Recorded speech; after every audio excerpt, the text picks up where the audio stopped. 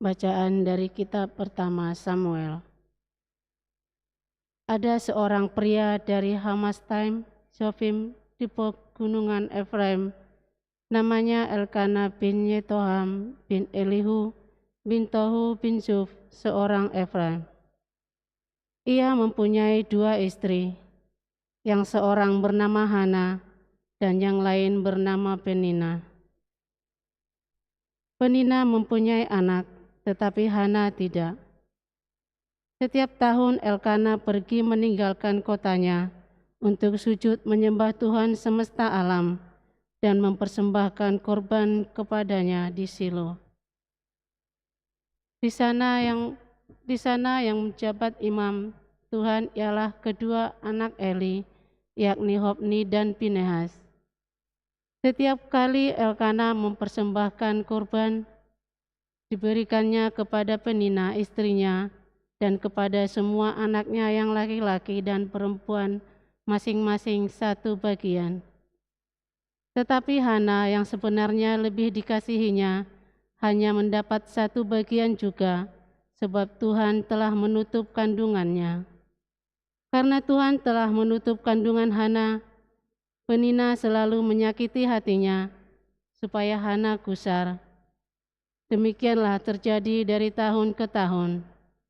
Setiap kali Hana pergi ke rumah Tuhan, Penina menyakiti hatinya, sehingga Hana menangis dan tidak mau makan. Lalu Elkana suaminya berkata kepada Hana, "Hana, mengapa engkau menangis? Dan mengapa engkau tidak mau makan? Mengapa hatimu sedih? Bukankah aku lebih berharga bagimu daripada 10 anak laki-laki?" Demikianlah sabda Tuhan.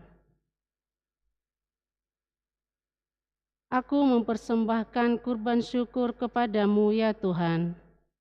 Aku mempersembahkan kurban syukur kepadamu ya Tuhan. Bagaimana akan kubalas kepada Tuhan segala kebaikannya kepadaku? Aku akan mengangkat piala keselamatan dan akan menyerukan nama Tuhan. Aku akan mengucap syukur padamu. Aku akan membayar nazarku kepada Tuhan di depan seluruh umat-Nya. Aku akan mempersembahkan kurban syukurku kepadamu dan akan menyerukan nama Tuhan.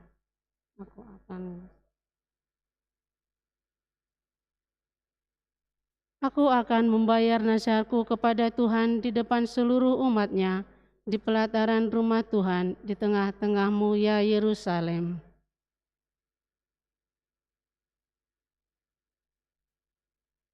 Haleluya, haleluya, haleluya, haleluya, haleluya,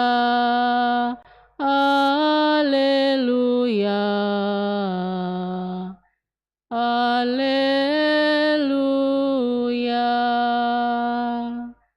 Kerajaan Allah sudah dekat. Bertobatlah dan percayalah kepada Injil.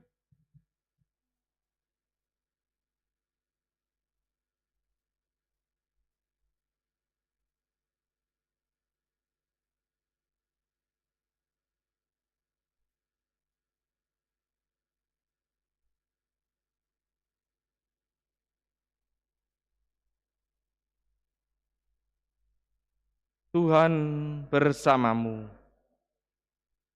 Inilah Injil suci menurut Markus.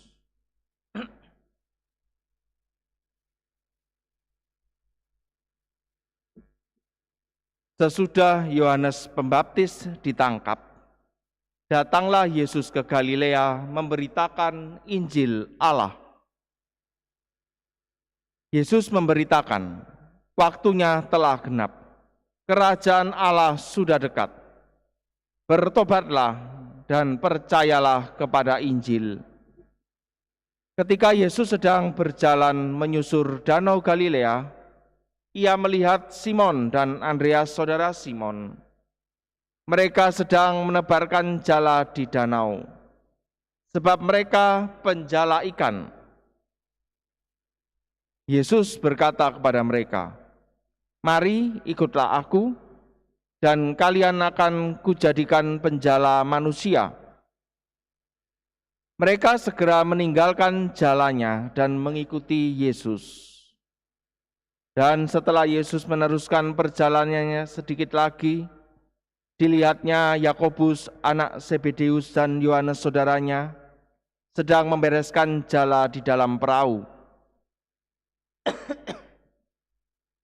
Yesus segera memanggil mereka dan mereka meninggalkan ayahnya Zebedeus dalam perahu bersama orang-orang upahannya.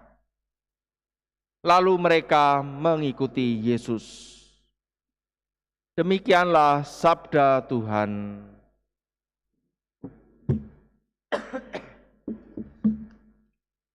Mari ikutilah aku, dan kalian akan kujadikan penjala manusia. Saudara-saudari yang terkasih dalam Kristus, panggilan untuk menjadi penjala manusia selalu Tuhan serukan kepada kita sampai sekarang ini. Dan memang Tuhan membutuhkan kita semua sebagai penjala-penjala manusia. Apalagi godaan-godaan dunia, tantangan-tantangan dalam hidup kita sehari-hari, juga banyaknya penyesat-penyesat selalu ada dalam sejarah hidup manusia sampai kapanpun. Sampai sekarang dan juga di masa mendatang, pasti ada hal-hal yang bisa membuat kita tersesat. Dan di zaman kita sekarang ini pun buktinya juga banyak saudara-saudari kita yang terhilang. Karena itulah hari ini Tuhan juga memanggil kita semua untuk menjadi penjala-penjala manusia. Kita diajak oleh Tuhan, dipanggil untuk menjadi rasul-rasul yang mewartakan iman dan keselamatan kepada seluruh umat manusia. Yang pertama caranya adalah mulai dari keluarga. Yakni ajaklah anak-anak kita untuk doa bersama. Itu caranya.